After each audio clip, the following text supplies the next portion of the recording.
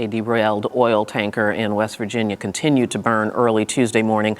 Authorities are investigating the accident. Rise News correspondent Shahan Ramkissoon joins us with the very latest. Shahan. Yeah, Debbie, loud explosions could be heard overnight as firefighters work tirelessly to contain what's been called a ticking time bomb. 2 counties in West Virginia have declared states of emergency as the water supply is now in jeopardy. Progress now like that. As this eyewitness explains what he saw earlier, his words become reality. Continue this in a second.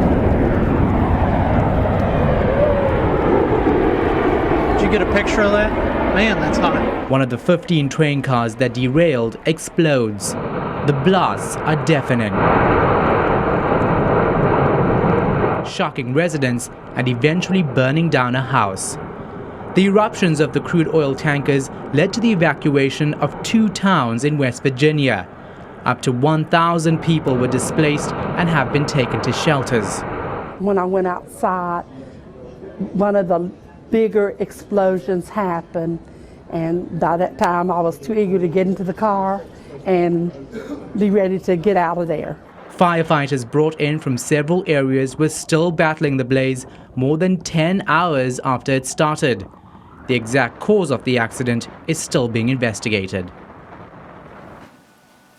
Now, bad weather could have been behind the accident, but authorities say there's been significant snowfall, and they don't know just yet if severe weather conditions were in fact a factor. And I'm sure in this investigation they're looking at all the possible factors. And so let's then talk about these train cars themselves. The cars that were in this train were sort of an upgrade, if you will, weren't they? Yeah, exactly, it was. Now, the CSX says that they've looked at it, and over the past couple of years, there's been so much oil being transported from Canada. It's up to 450,000 cars now per year with oil. So they did actually increase regulation to make sure that they wouldn't explode very easily. Turns out this train and the cars in this accident actually were upgraded, so they were good in terms of meeting the requirements in the new regulations. And we can't forget that this train was carrying oil, and that presents an environmental hazard. What about water contamination? Well, that's exactly what they're investigating. They are testing the water supply in the area. 2 counties are being affected. 2,000 people could be without water because of this. Now, this is very concerning for authorities. They're saying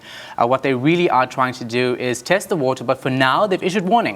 Told people to use water sparingly, don't waste, because they might actually have to cut off supply. Man, if the oil doesn't get in the water, they will really have dodged a bullet there. Shahan Ramkissoon, thank you so much. Pleasure. Appreciate it.